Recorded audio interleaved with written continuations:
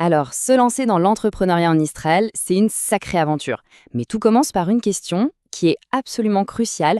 Quelle structure juridique choisir pour son entreprise? Ça peut paraître un peu technique comme ça, mais en réalité, ce choix va tout changer pour la croissance, les risques et même les impôts du projet. La grande question, la voilà, est-ce qu'il vaut mieux commencer en tant qu'indépendant ou alors est-ce qu'il faut créer directement une société? C'est vraiment le dilemme de beaucoup d'entrepreneurs. Pour y voir plus clair, on va décortiquer ensemble les deux options.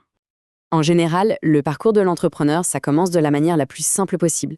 C'est tout à fait logique. Quand on veut tester une idée, se lancer vite, eh bien, on essaye d'éviter au maximum la paperasse. Ce qui plaît, évidemment, c'est que c'est simple. Il y a très peu de formalités et ça permet de se concentrer sur le plus important au démarrage, son produit, son service. C'est vraiment le chemin le plus direct entre l'idée et la toute première facture. En Israël, on va entendre parler d'Osek Mourché ou d'Osek Patour. Mais ce qu'il faut vraiment retenir, c'est le principe de base. Il n'y a aucune distinction juridique entre l'entrepreneur et son entreprise. C'est une seule et même personne, en quelque sorte. Seulement voilà, le succès, ça amène aussi son lot de complications. Et ce qui était un avantage au début peut très vite devenir un frein. L'entreprise se retrouve à un carrefour, un moment où un choix vraiment stratégique s'impose.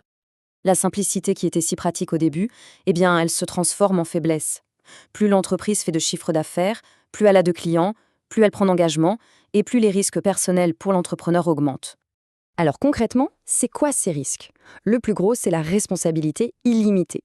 Ça veut dire que les dettes de l'entreprise peuvent être payées avec les biens personnels. La maison, la voiture, tout peut y passer. Et puis, l'entreprise, c'est la personne. S'il lui arrive quelque chose, l'entreprise disparaît avec elle. Forcément, ça rend les banques et les investisseurs un peu plus frileux. Heureusement, face à ces limites, il y a une autre voie qui se dessine. Pour celles et ceux qui ont de vraies ambitions sur le long terme, la création d'une société devient la solution la plus logique pour sécuriser et structurer la croissance. Attention, ce n'est pas juste une alternative, c'est vraiment la structure qui est pensée pour l'expansion. Si l'idée c'est de développer l'activité, d'embaucher, de lever des fonds, alors la société à responsabilité limitée, c'est le véhicule le plus adapté, sans hésiter. Alors le terme à retenir, c'est Evra Baham. Et là, c'est la révolution. La différence fondamentale, elle est là.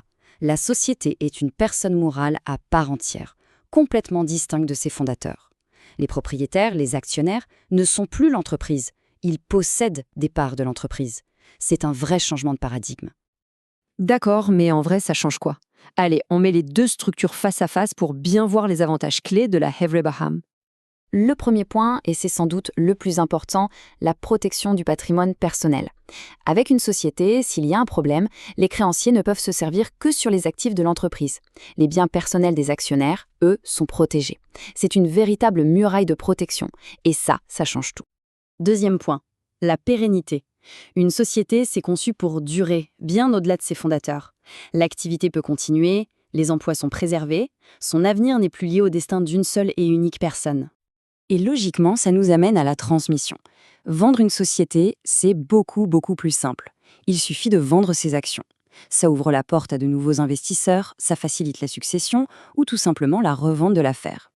Et tout ça, bien sûr, ça a un impact énorme sur la perception extérieure. C'est très bien résumé ici. Choisir une structure de société, ça envoie un message très fort en marché. Ça communique le sérieux, la stabilité et une vision à long terme. C'est essentiel pour construire la confiance. Protection, pérennité, crédibilité. Les avantages sont déjà nombreux. Mais attendez, il y en a un qui, très souvent, fait pencher la balance de manière définitive.